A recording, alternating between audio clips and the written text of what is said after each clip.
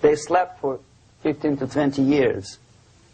Now they become leaders of groups, preachers, I don't know, public figures. Prominently, they actively include themselves in a political process. All of a sudden, we see a homosexual. 15 years ago, he did his dirty job and nobody cared. Now, he makes it a political issue. He demands recognition, respect, human rights, and he rallies a large group of people. And there are violent clashes between him and police, his group and ordinary people, no matter what. It's black against white, yellows against green, doesn't matter where the division line goes. As long as this group come into antagonistic clash, sometimes militantly, sometimes with firearms, that is destabilization process. The sleepers, many of whom are simply KGB agents, become leaders of the process of destabilization. Doesn't mean that Comrade Andropov sends Comrade Ivanov to the United States. The person who takes care is already here. He is a respected citizen of the United States. Sometimes he gets money from various foundations for his legitimate struggle for, I don't know, human rights, women's rights, kid lib, prison lib, whatever. There are sympathetic Americans who donate their money to him. This stabilization process usually leads directly to the process of crisis. In case of developing nations, that's the area where I was active. The process starts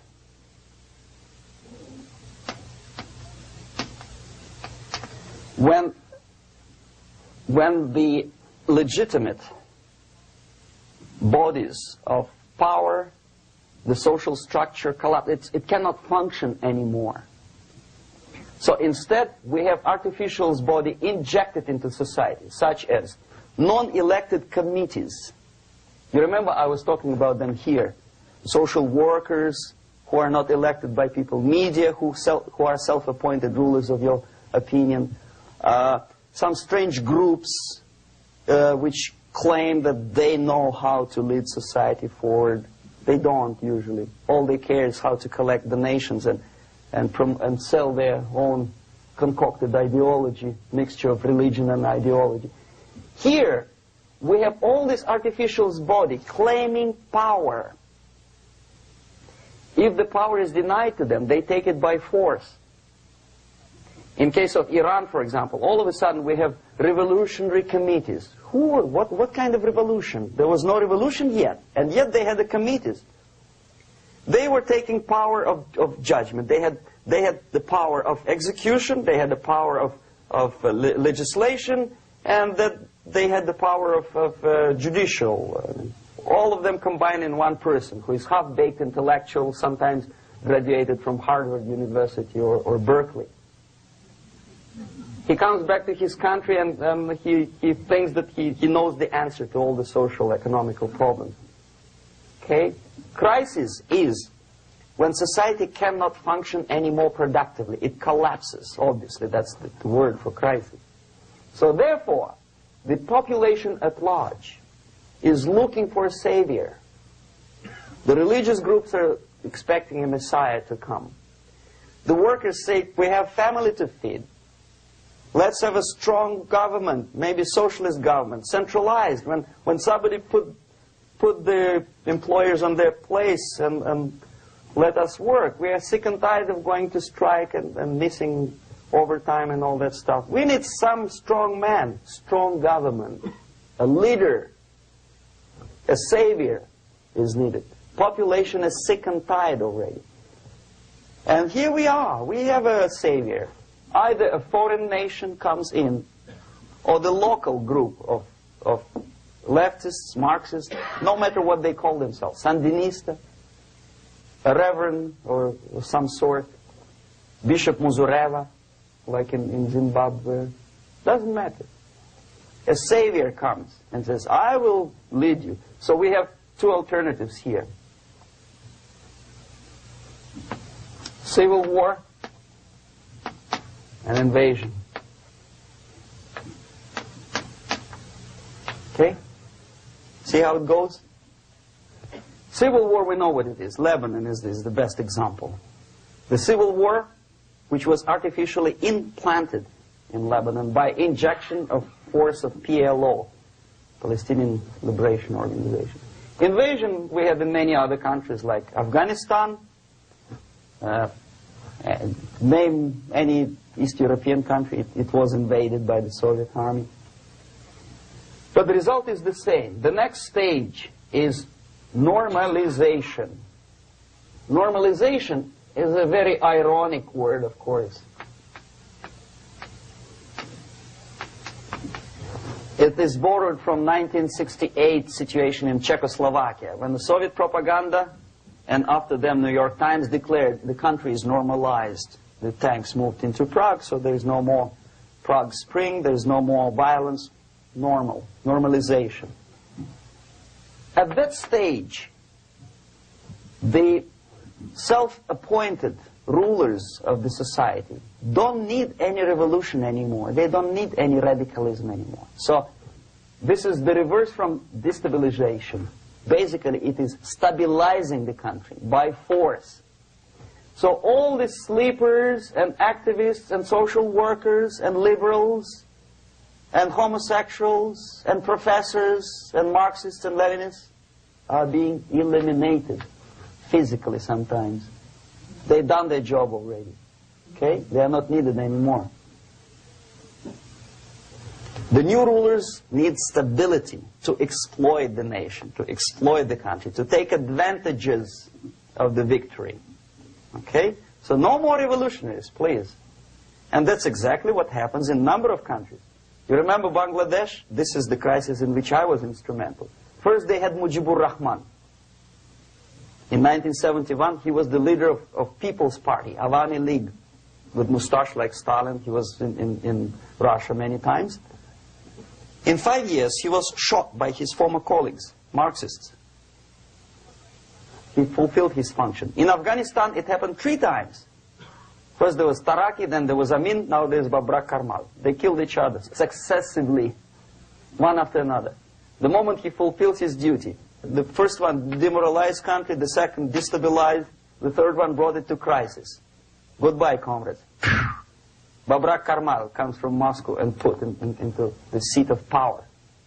Same thing happened in Grenada recently. Maurice Bishop, Marxist, was killed by Austin, what's his name, General something, who was also a Marxist. Right? So no more revolutions, please. Normalization now. From now on, no more strikes, no more homosexuals, no more women lib, no more kid lib, no more lib, period. A good, solid, democratic, proletarian freedom. That's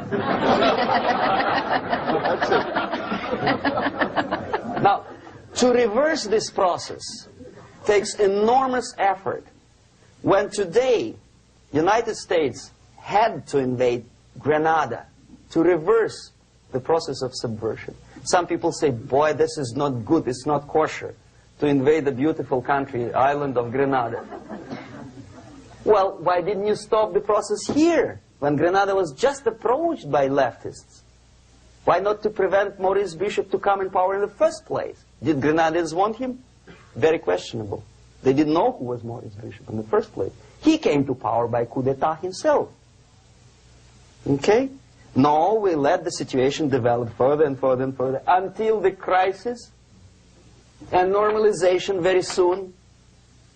And then the United States decided to invade country, discovering that the country was absolutely a military base for the Soviet Union. Of course it's a drastic measure. Of course it's a pity that Marine Corps had to lose, what, 17 lives. Very bad. Why not to stop the process before it comes to crisis? Oh, no, intellectuals will not let you. It's interference into domestic affairs. They're very careful not to let American administration to interfere in domestic affairs of Latin American countries. They don't mind Soviet Union interfere in this affair. Okay. So to reverse this process, from here, it takes only and always military force. No other force on earth can reverse this process at this point. At this point, it does not take military invasion of the United States Army. It takes strong action, like in Chile, a CIA covert involvement to prevent the savior from outside to come into power and to stabilize country before it erupts into civil war. Country before it erupts into civil war. Okay? Support the right-wing conservative forces. By money, by crooks or love, doesn't matter. Stabilize the country. Don't let the crisis develop into civil war or invasion. Oh no, your liberals will say it's against the law. The Congress will not appropriate money for covert actions of CIA. Why not? Should we wait till the normalization come and Soviet tanks land in Los Angeles airport? Now, at that point, at the point of destabilization, also the process could be reversed. Again, easily than this. No CIA involvement at this point. You know what it takes here? Restriction of some liberties for small groups which are self-declared enemies of the society. As simple as that. Oh no, the media and liberals will tell you this is against the American Constitution. How can we, by force, deny the civil rights to criminals, for example? It's not good. Okay? So we allow them to. Okay, if you allow the criminals to have civil rights, go on and bring the country to the crisis. This is a bloodless way to do. Curb the rights. I mean, not to put them in prison. No, I'm not talking about putting all the gays from San Francisco in the concentration camp. Do not allow them to take political force. Do not elect them to the seats of power, whether it is municipality level, state level, or federal level. It has to be beaten in the heads of American voters that a person like that in the seats of power is an enemy. Do not be afraid of this word. It is an enemy.